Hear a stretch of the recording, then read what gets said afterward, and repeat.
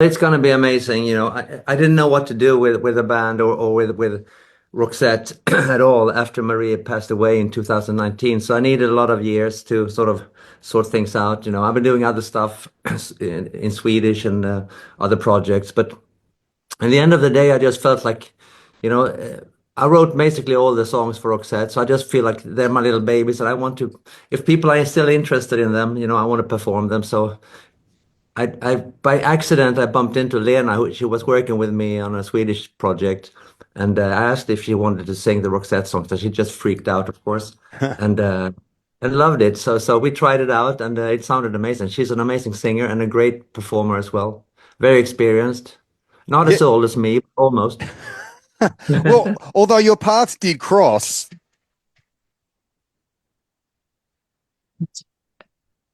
almost back before Roxette. I just thought I love getting ready for this chat because Roxette is such a big part of Australian music. But there's a whole bunch of music that you made that we didn't hear over here. Yeah, I know. Yeah, I've had a crazy career. I started out in the late 70s, with my Swedish band, and it became the biggest band of the early 80s in Sweden and Scandinavia.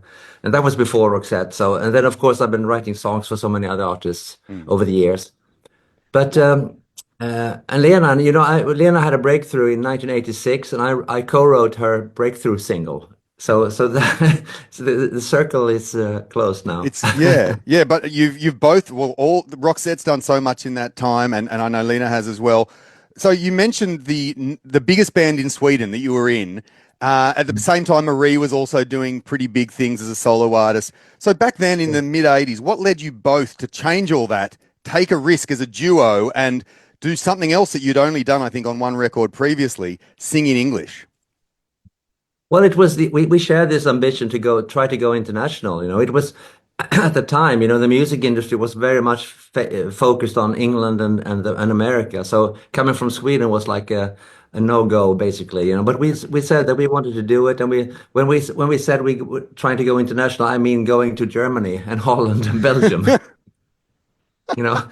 But the first country where we had made it big was America, which was unheard of. So Minneapolis we were like. specifically, I believe.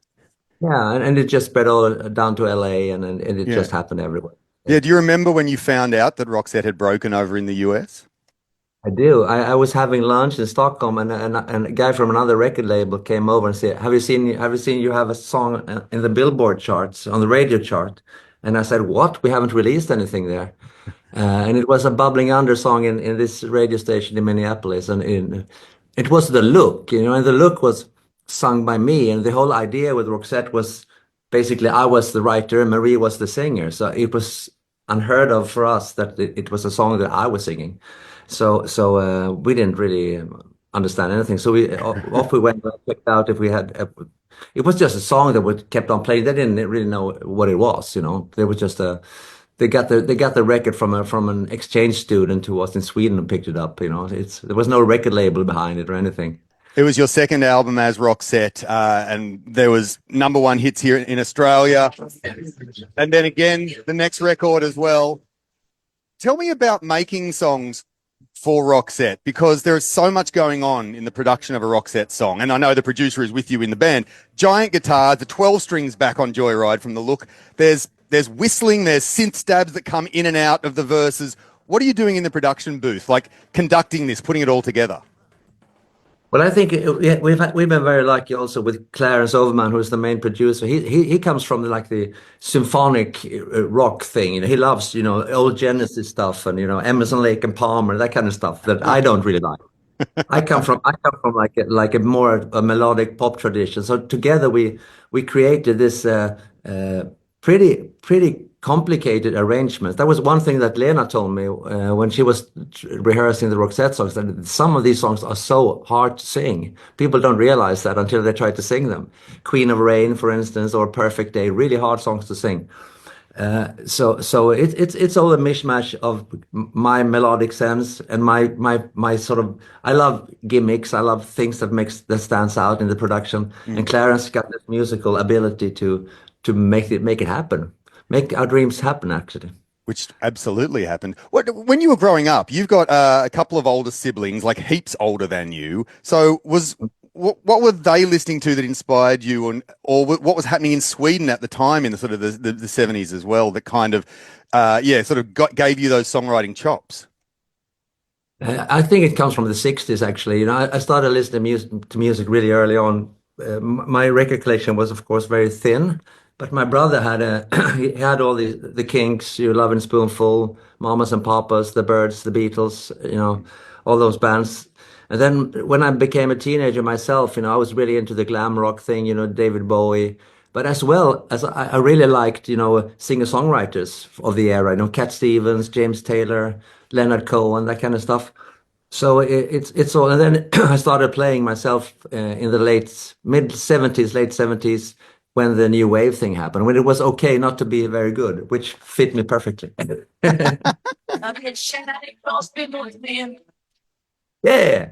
You mentioned new wave. I mean, punk rock. This is kind of like, a bit White Man and Hammersmith Palais. Like there's some clash when they went reggae as well. Yeah. True. My first band, we played covers from before we mixed our own material, but we played covers. We played like Patti Smith songs, and we played like John Cale. Remember John Cale from Yep. Velvet Underground? It's from his solo albums. And we played ABBA songs, and we played. It was a mishmash of everything. Everything that we liked, we played. We tried to play it. Ramones, that Yeah. kind of stuff. Blondie, love So that. yeah, the those sort of faster, sort of more garagey songs, but with a melody. The melody's still really important to you.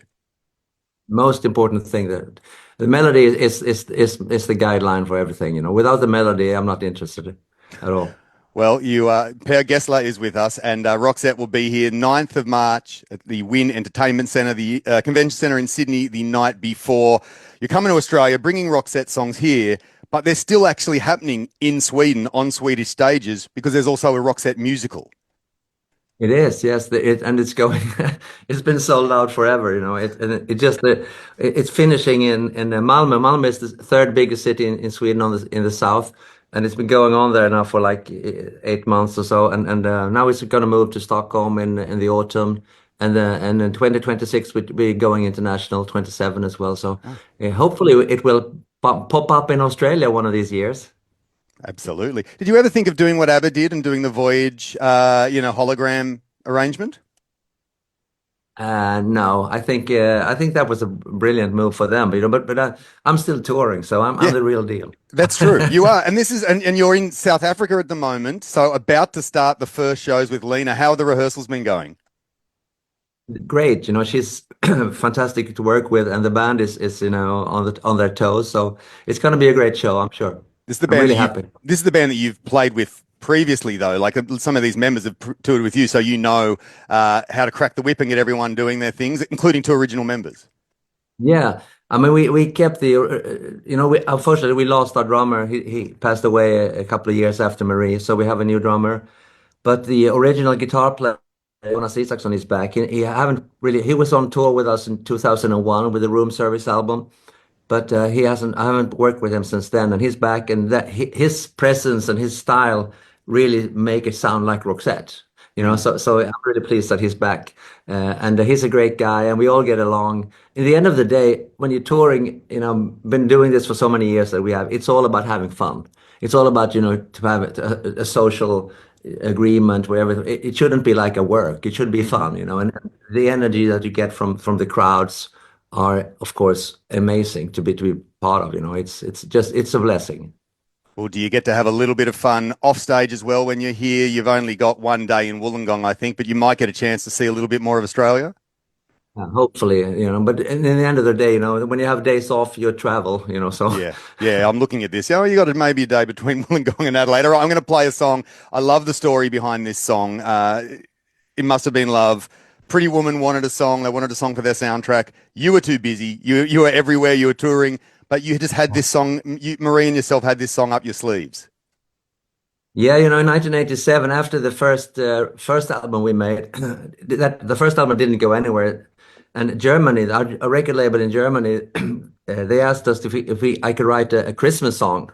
Maybe it should be easier to get Roxette on the radio in Germany with a Christmas song. I don't know.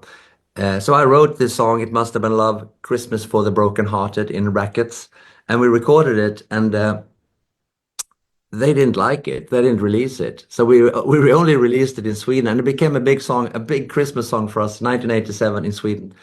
And we forgot about it. Then we did the Look Sharp album, and everything happened for us internationally. And then suddenly I got this request to be part of the Pretty Woman movie, to write something. And I said, I don't have any time, but I have a Christmas song.